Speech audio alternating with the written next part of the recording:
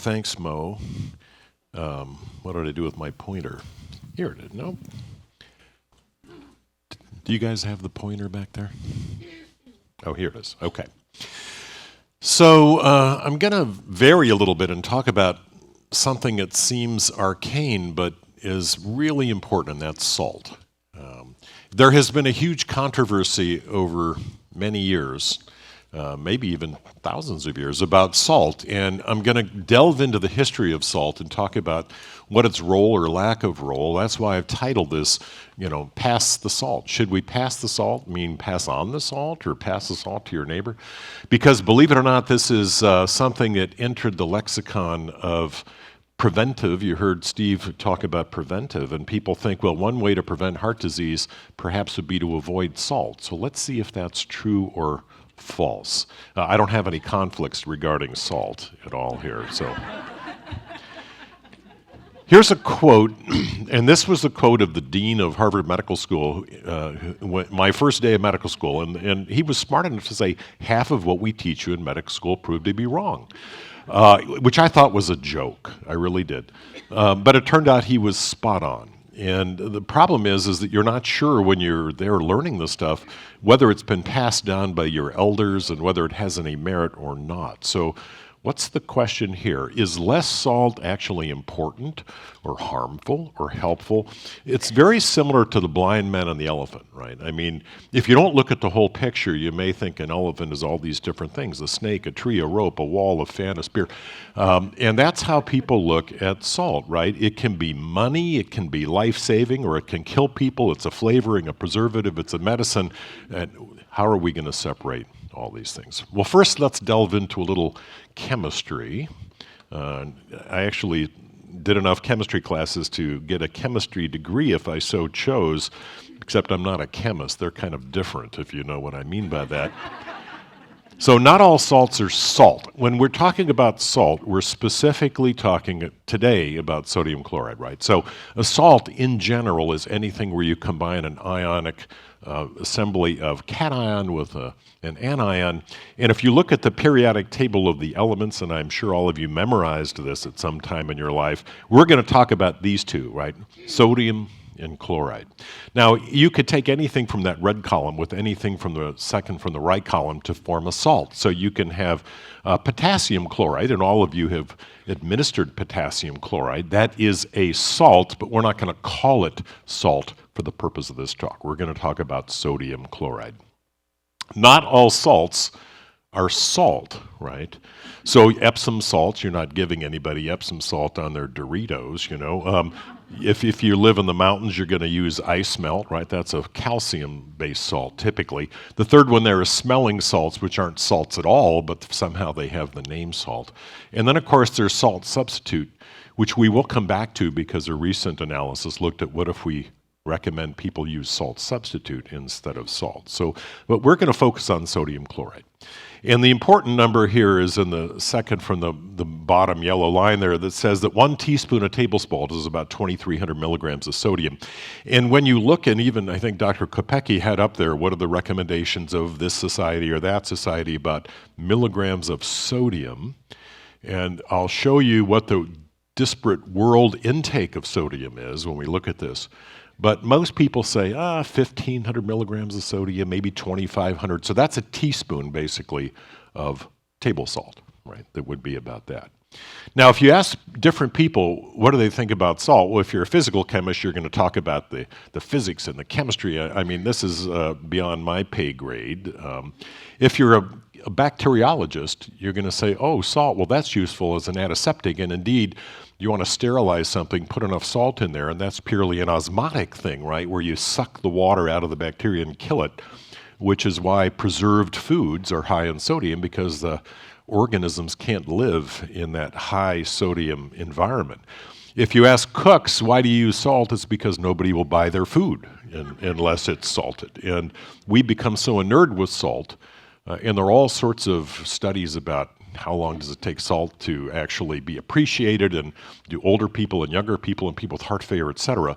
But in general, the reason that chefs have used salt is because it tastes good, and you don't want food that doesn't have salt in it. typically. If you ask some of these, here's an alternative doctor that I pulled up off the internet recently, and this alternative doctor says, studies have linked low sodium intake to diabetes, flagging metabolism, heart disease. So this guy says you need to eat more salt, right? Well, maybe he's right. The public health people say sodium, although essential, here's the quote, consuming too much sodium will raise blood pressure and can lead to further health complications. So here we have some people who say we're eating too little salt, and others who say we're eating too much salt. There are a lot of books about this, and here's the too much salt philosophy, right? I live in LA, so people do colon cleanses all the time, right? So you can use salt water for that. If you want to look at the history of salt, and some of my slides actually come from this really interesting book about an author who did 6,000 years of history looking at it from the salt. And the truth is that every single one of these people have a valid point. For example, sodium and chloride are essential for life. Absolutely true, right? And that's because every cell has to have in your body is basically the content of ocean water, right? So blood has roughly the same salt concentration as salt water. I'm a saltwater aquarist, and I mimic the concentration of sodium that's in your bloodstream, and that's what the primordial ooze organisms lived in, and we still do. If you're a historian, the word salt comes from a Roman goddess, and it was the goddess of safety and well-being, of wealth and prosperity, not only of the individual, but also of the country, the state, at that time, the Roman Empire. And in fact, here's a coin that Nero minted to honor this god of salt, if you will, at the time, holding a bowl which had liquor in it. Later, this goddess held the snake of Asclepius, and of course this is the symbol of modern medicine. So modern medicine actually was closely linked to sodium even 2,000 years ago, and artists have used this to this day, of a famous Gustav Klimt painting here using the Asclepius with the goddess Salus. And in fact, that was so important that the word salary comes from salt. Roman soldiers were paid in salt. That's where the word salary comes from. And indeed, the statement we still say, not worth his salt, is because the soldier wasn't doing his job and wouldn't be paid. And salt was therefore used as currency. And here are some pictures of salt being used as currency, a salt coin, if you can believe it there. Of course, if you melt it in water, your coin disappears. It's sort of like cryptocurrency, you know. The one on the right was collected in Africa in 1904. So as recently as the 20th century, salt was still being used as a monetary currency. And if you're religious, you realize that there's religious connotations to salt.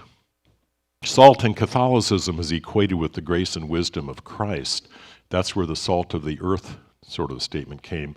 And if you look closely at one of the more famous paintings in the world, here, Da Vinci's The Last Supper, and if you look at this particular character, who is that? Well, that's Judas, but you know it's Judas because he spilled salt. And that's where the spilled salt and being a bad omen comes in. That's why you're supposed to throw over your shoulder and all these things. So salt is really imbued in us in lots of different ways. But for sure, it's ubiquitous in fast foods. And you heard a little bit about that from Dr. Kopecky. And for example, if you look at a quarter pounder with cheese there under the McDonald's, there's over 1,000 milligrams of sodium just in that one sandwich. And that is more sodium than the Amazonian Indians that I worked with would eat in 2 weeks. So we'll talk in a minute about the sort of epidemiology of salt around the world, but it's really quite disparate, and that gives us the opportunity to use nature's experiments and compare health in different societies. So first, let's explore, is high salt ingestion harmful to health? That's the premise on which recommendations to reduce salt intake is predicated, right? If high salt is harmful, then by inference, maybe low salt is healthy. Well, first let's look at sodium intake around the world. The highest salt intake for a society is in China.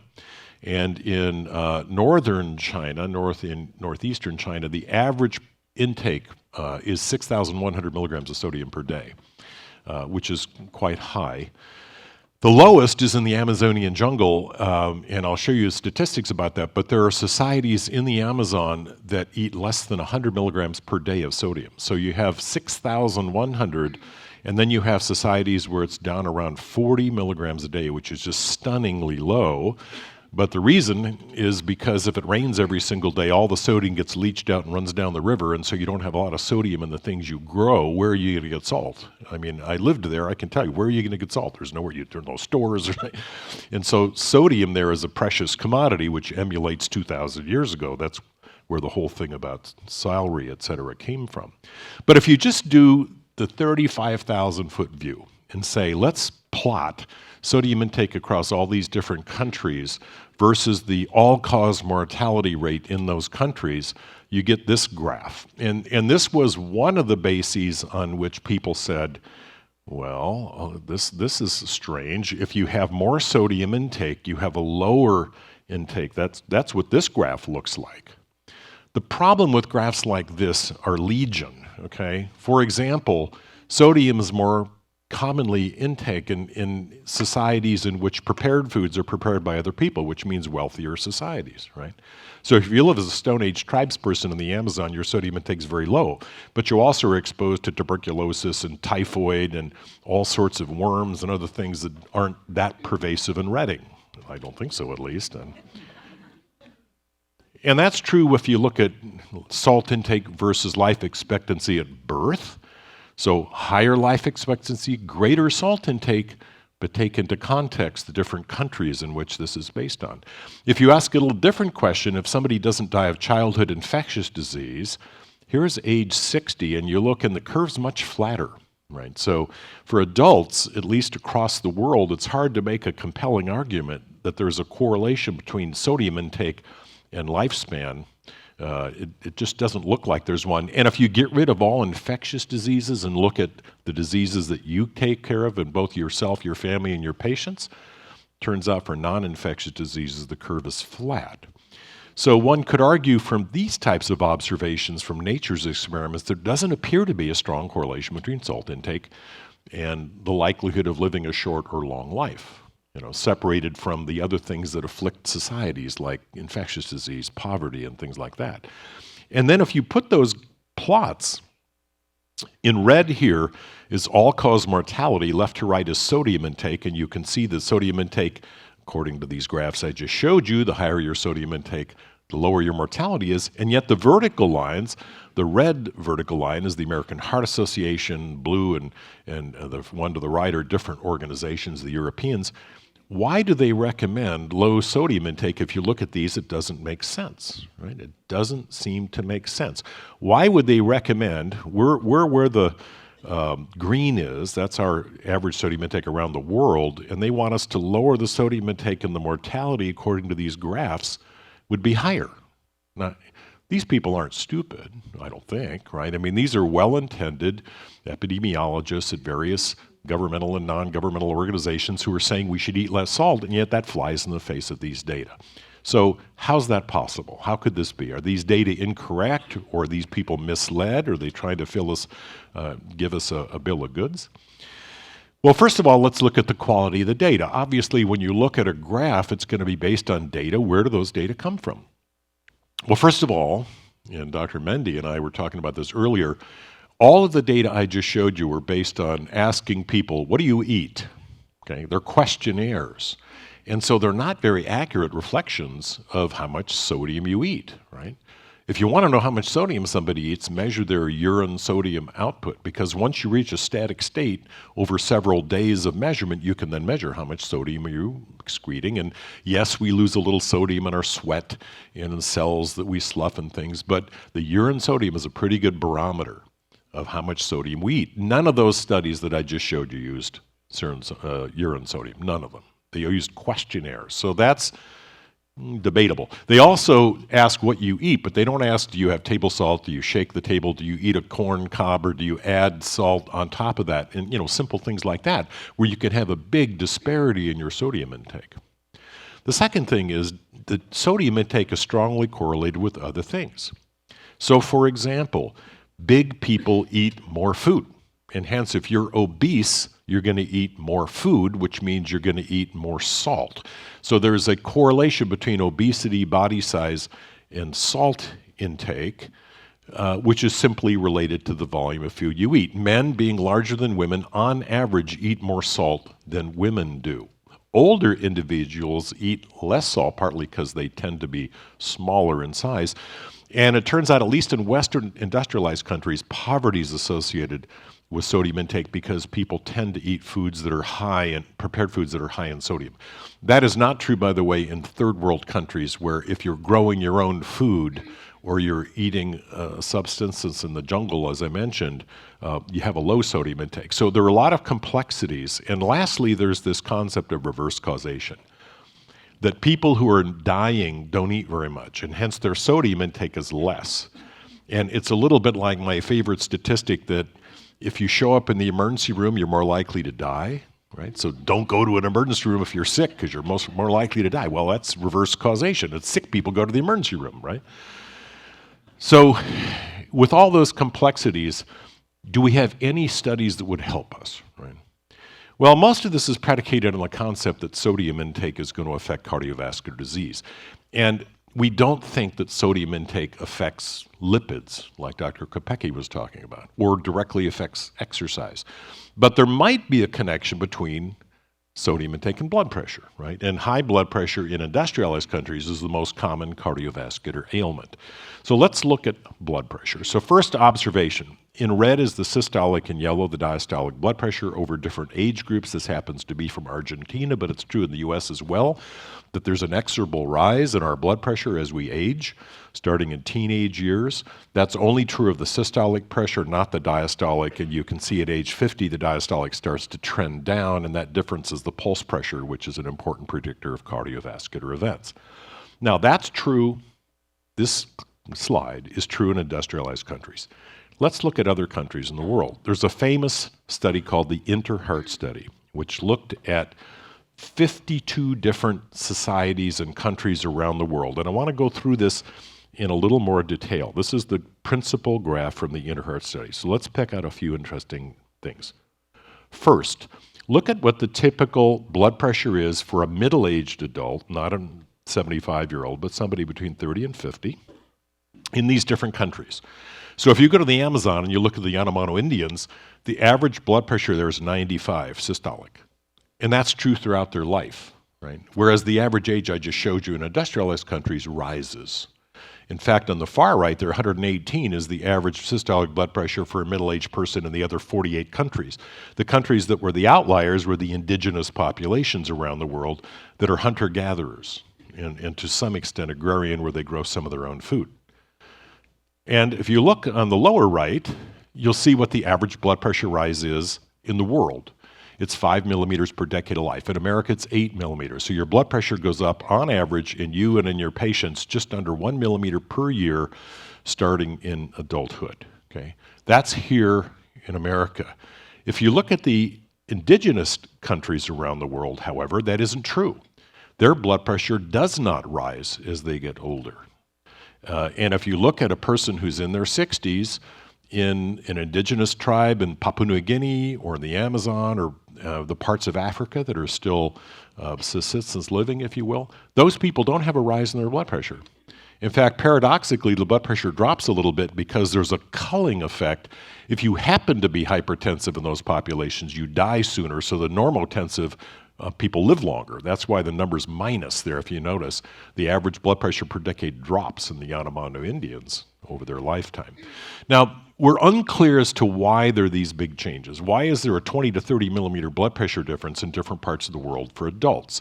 But what has been the focus, whether rightly or wrongly, has been sodium intake. So let's look at the sodium intake of these people. So on the right, this is in millimoles, but here in America, you know, it's really common to be in the 2000s for milligrams, and as I mentioned, in the Yanomamo Indians, it's less than 1 millimole, and the lowest that I'm aware of in any society was 38 milligrams per day. So you have an enormous difference. In northern China, 6,100 milligrams, the Yanomamo Indians, 38 milligrams. Is that the reason the blood pressure goes up? Well, maybe, but maybe not. There's another number here that may be more important, which is the sodium-potassium ratio. If you're not eating sodium, it turns out what you eat is potassium. So I'll give you an example. When I lived in the Amazon, 1/3 of the calories we ate every day came from bananas. You can understand why I don't like bananas anymore. No, I still do like bananas, but if you eat them every meal, every day, even though we had 28 varieties of bananas, it gets a little bit, but they have a lot of potassium, it turns out, rather than sodium in a banana. And so if you eat that type of an existence, you're going to eat a lot of potassium and not very much sodium. In fact, the difference between the sodium-potassium intake ratio between northern China and the Amazon is over 1,000-fold difference, right? So maybe our eyes were on sodium when it should have been on something else, like do you eat a lot of potassium in your diet, which means, by the way, you're eating more vegetables than perhaps, or fruits than other people. But the whole reason there's an emphasis on this is because of blood pressure. So let's look at blood pressure. You've seen this famous photo before, and with Ukraine, it's sort of interesting now. This is in Yalta, right, 1945, trying to decide what to do with the geography of Europe after the war. These three famous leaders, of course, Churchill, Roosevelt, and Stalin, all had, on the day of that meeting, here is their blood pressure. 160 over 90, 190 over 95, 160 over 110. Why is that important? Because all of them died of stroke, right? The first being Roosevelt soon after Yalta. The others lived longer. And the reason that Roosevelt died soon thereafter is this. His blood pressure the day he died was 300 over 190. And people said, well, this is due to sodium. So if we can lower blood pressure by lowering sodium, we're going to prevent strokes and help society. So I want to delve a few minutes into measuring blood pressure, because the whole sodium thing is driven by the concept that you're harming the blood vessels and causing hypertension. So the circulation was first described a long time ago, right, in 1628, but there was no way to measure blood pressure until the late 1800s using smoke-filled drums. And in 1911, the first modern blood pressure cuff was invented. I actually own one of these in my collection of antiques. And it looks very much like the blood pressure cuff you still use now, 111 years later, right? So for the first time, you could measure something called blood pressure, and you could do that repeatedly. There's a whole science behind measuring blood pressure. In fact, there's an entire journal on the physics of measuring blood pressure. Although my subscription lapsed, I'm sure all of you read that journal every month when it comes out. But what the blood pressure data have taught us is, as I showed you, that blood pressure does correlate with cardiovascular events, for sure. In the systolic, which is from the front to the back, versus diastolic, which is left to right, the more important number is the systolic, and the older you get, the more important that becomes, and diastolic sort of falls off the equation, mainly because diastolic pressure falls, as I mentioned. So systolic pressure is a target because it seems, if that's correlated with cardiovascular death, mostly strokes, but also heart failure, kidney failure, and to a lesser extent MI, that maybe that would be an attractive target. So if systolic pressure is correlated with cardiovascular mortality, like depicted here, well, let's go after blood pressure, right? And maybe we can show that lowering blood pressure, maybe with salt restriction, maybe that's going to be the holy grail of helping prevent cardiovascular events. So it turns out that if you're going to measure blood pressure, though, my one plea would be to please measure it in a valid way, because as you know, your blood pressure goes up every time you get excited or mad or perturbed, which is most of the day, right? So the best blood pressure to predict a lot of these things is actually nocturnal blood pressure when you're sleeping, assuming you don't have sleep apnea. But to do that, you need to have a 24-hour blood pressure monitor, which we use all the time. And I will not diagnose somebody as having hypertension unless they have a 24-hour blood pressure. Here's what the average 24-hour blood pressure looks like. This is a hypertension trial, and gray is before drug therapy, and yellow is one drug, and in the turquoise green color is two drugs. But you can see that over this 24-hour cycle, the blood pressure dips and, of course, is lowest at between 2 and 4 in the morning and begins to rise in anticipation of the day. So if you look at those numbers, you go, what number am I going to use to decide whether I'm going to increase Mrs. So-and-so's amlodipine or not? And it turns out that's a really complicated question. But Currently, what we do is we use the 24-hour average as our metric, right? And if you do that, and then you say, okay, let's see if there's a correlation between blood pressure and salt intake, you'll find out that there is indeed, and that if you lower salt intake, you can lower blood pressure, although not very much. So, as you know, the average blood pressure medicine drops blood pressure depending on where you start. The higher your blood pressure that you start, the more blood pressure reduction you're going to get. But typically, the rule of 10, where one drug lowers blood pressure about 10 to 14, depending on the drug. If you reduce salt intake, and here you can see these different quartiles, this is 12,000 people randomized to a low sodium diet for a brief period of time, usually weeks to months. These are not lifetime type studies. But what you see overall, the bottom number there, is the average blood pressure with sodium restriction in adults that goes down about 4 millimeters of mercury with sodium restriction. More so if you restrict salt more, but look at the quartile 1 here, the group that had the highest sodium restriction, reduced their salt intake by 6,000 milligrams. Well, to reduce it by 6,000 means you had to have started with 7,000 or 8,000. You can't reduce by 6,000 if you start at 2,500. So these are people who, they must have lived in China, because in America there aren't that many people that eat more than 6,000 milligrams of sodium. But nonetheless, there is now some data that lowering salt intake on average, and it's different ethnicities and different ages, etc., that you can lower blood pressure by lowering salt intake. So as I said, the difference is a stunning 4 millimeters of mercury. Now, if you and I had a medicine that lowered blood pressure by 4 millimeters, it probably wouldn't make it on the market, to be honest. That's way below what most drugs do. If you look at different groups, I'm not going to go through this slide. These are available if you want to look 2 years ago in the British Medical Journal. But it turns out that there is relative uniformity, but there are some differences. For example, if you look at people who are older people are more responsive to sodium restriction. That's partly because they start with a higher blood pressure on average than do lower people. Interestingly, in these studies, if you look at the lower one here, it didn't seem to make much difference what your sodium intake was to begin with. So sodium restriction does seem to lower blood pressure a little bit. What's not clear, however, is whether that reduces cardiovascular events. And it's like I tell people, a lot of the diabetes drugs lower blood sugar but don't help patients live longer or live better. What you're treating is a blood test. Are we just treating the sphygmomanometer here, or are we treating patients? Well, that turns out not to be that easy to answer. Here's a big trial that just appeared in the last 12 months in the New England Journal. Let's take 21,000 Chinese patients and randomly assign them to giving a salt substitute versus just letting them eat their normal salt.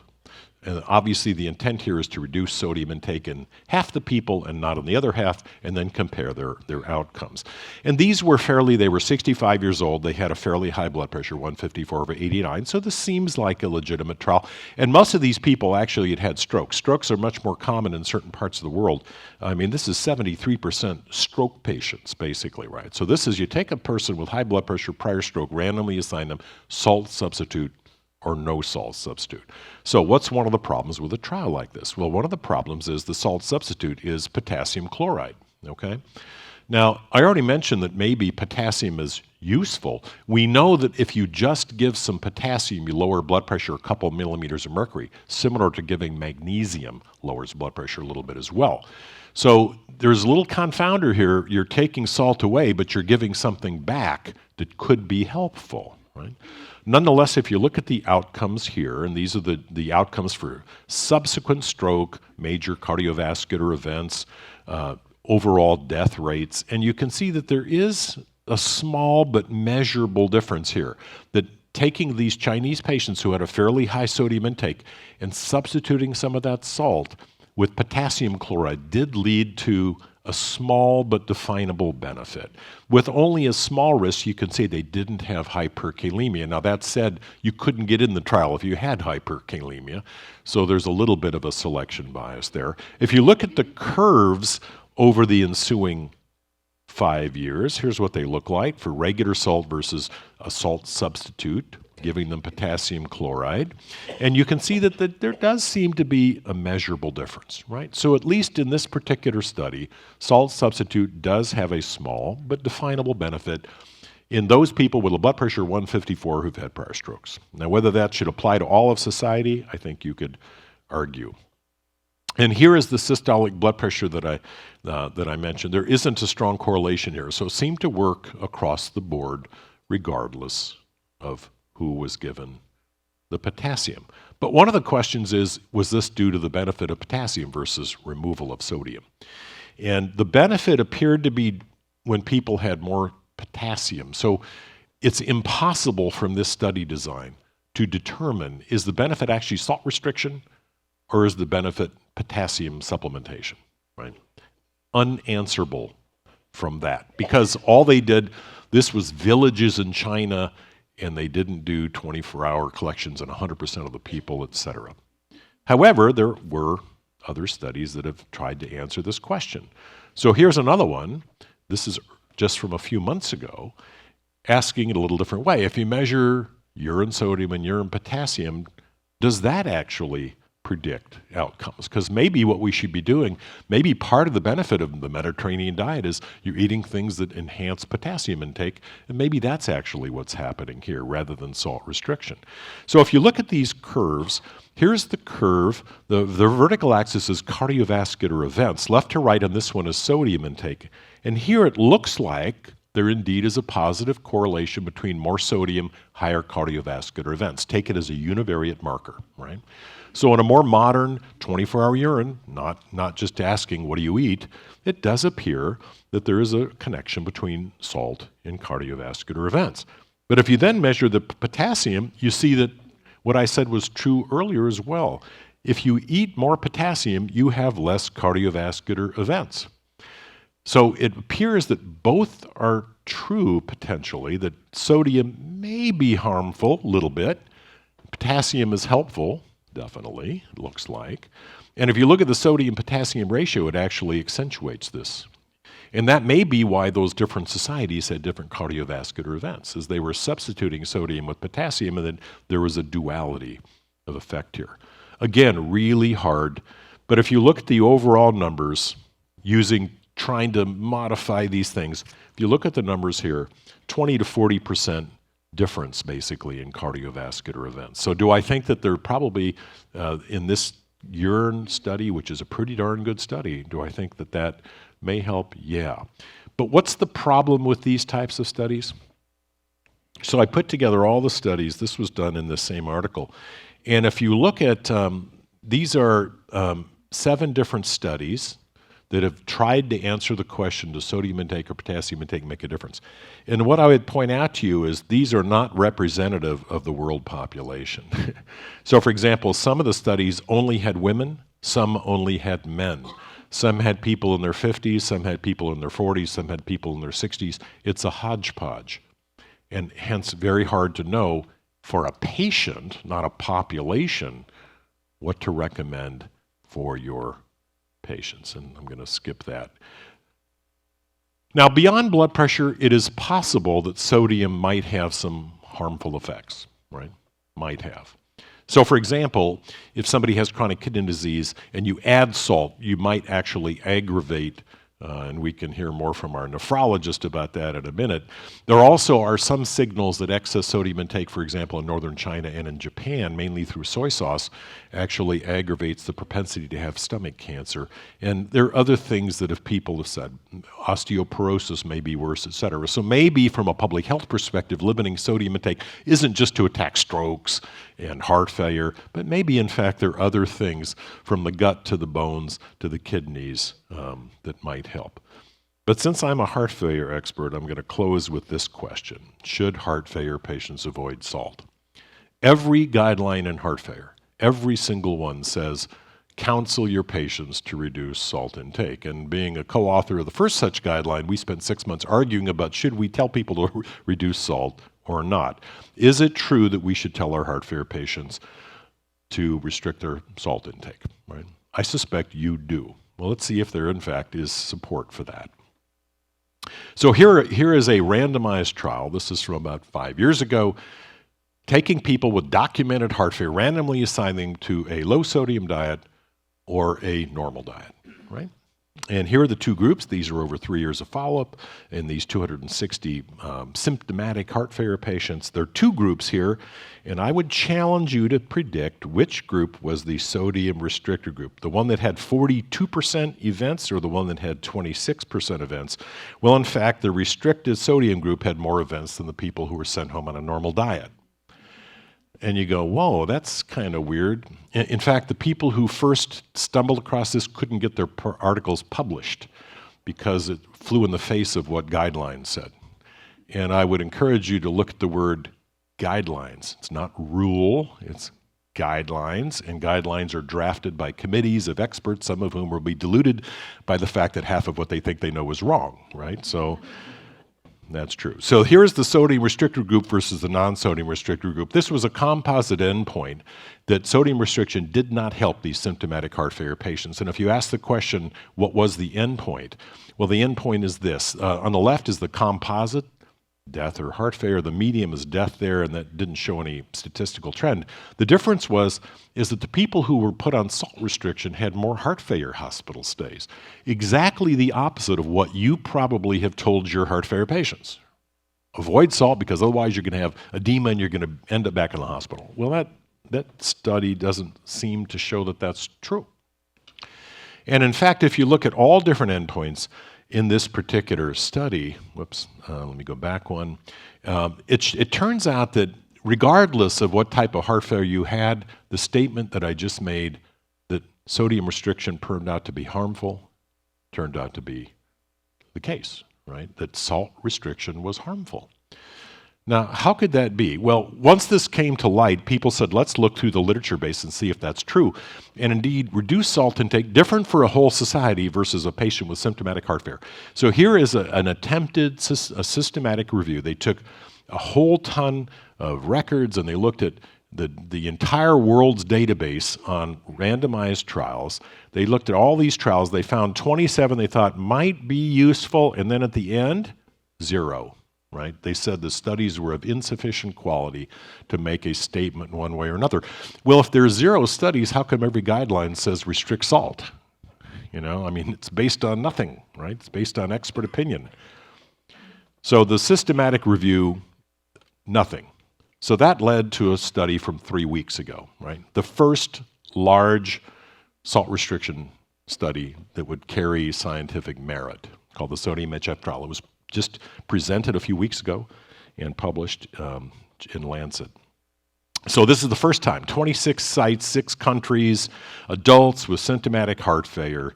Here is the population. They're mostly men in their 60s. The ejection fraction was 35%. 40% of them had atrial fibrillation. I mean, this is a typical heart failure trial. And then they randomly assign the people to either a salt restriction or non-salt restriction diet. Here is the numbers. The average salt intake at the time of randomization was around 2,200 milligrams.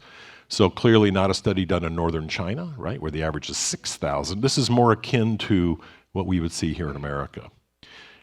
And here was the outcome of the trial, right? So in red is the salt restricted group. In blue is the usual care group. And this overall endpoint did not reach statistical significance. Okay? So the trial, despite their efforts to confirm that salt restriction was helpful, didn't seem to show that salt restriction in heart failure was helpful. Now, it was helpful in one of the endpoints, which was a little bit avoiding hospital stays. That's what the left thing is here. Salt restricted was a little bit better. Emergency visits or emergency visits to your office for IV Lasix or whatever, no difference. However, what the authors glossed over was the following one, which is death. The salt restricted group had a higher death rate than the non-salt restricted group. So I'm not sure that being a little more decompensated is a good trade-off for higher likelihood of dying. You know, now the salt restricted group, in truth, this did not reach statistical significance. It was a 38% increase incidence of dying, but it didn't quite reach statistical significance. But nonetheless, with all these years of trying, what I can say is that there is no compelling evidence that salt restriction helps patients with heart failure. And I run a heart failure program and oversee heart failure 51 hospitals. And let me tell you the blowback when I tried to say, the guidelines we're handing out to patients when they're leaving the hospital shouldn't say anything about salt restriction. Oh my gosh, every nurse and nurse coordinator and everybody said, you gotta be kidding, you're crazy. Well, I'm just telling you what, I'm just a reporter. Don't shoot the messenger here, you know. Now, why is that possible? Well, it's possible because to get rid of extra water, right? So blood is delivered to the kidneys filter that, then they're instructed to reabsorb certain things like sugar and to a lesser extent salt and water. But if you don't present salt to the kidney, it's very hard for the kidney to excrete extra water. And what your patients have when they're edematous is extra water, basically. So you need to get an aquaresis, if you will. To do that, to get a diuresis, you need to present sodium to the glomerulus. So it may be that when you restrict salt, the kidney's response to that is actually to hold on to more water. That may be why it's harmful. And in fact, again, counterintuitively, and I lectured about this in years past, there are now data giving salt to patients who come into the hospital with decompensated heart failure. So you have somebody who comes in, their neck veins are like this, they're edematous, they can't breathe, their end-terminal proBNP is 4,000, they're clearly in heart failure. You bring them into the hospital to give them what? IV diuretics, right? That's the treatment for that. Well, it turns out somebody made the observation that if you give them at the same time you're giving them IV diuretics, you give them sodium, salt, and how do we give it? We give it by hypertonic saline intravenous. Here's what happens when you do that, okay? So all-cause mortality was down 50% and hospital readmission was down 47% if you gave salt during the 3 to 5 days the person was in the hospital.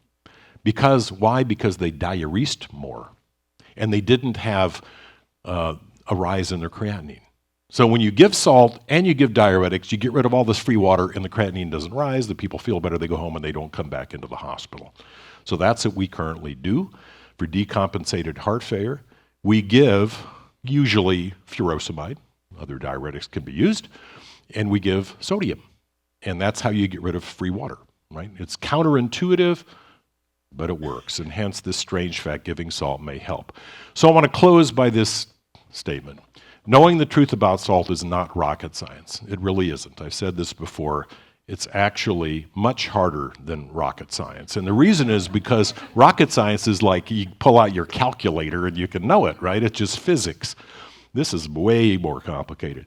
And part of the reason is that studying populations is difficult. It's like when Dr. Kopecky talked about diet. You can't randomize 10,000 people to the Mediterranean diet for the next 40 years and 10,000 people. You have to use sort of these big data from how does Italy compare to America. And that's fraught with difficulty. But what I will say about from a societal perspective, from a societal, not a heart failure perspective, but a societal perspective, I do think that the best data do support that limiting our overall salt intake would not be harmful and probably in the end would be a little helpful. And I thank you very much for your attention.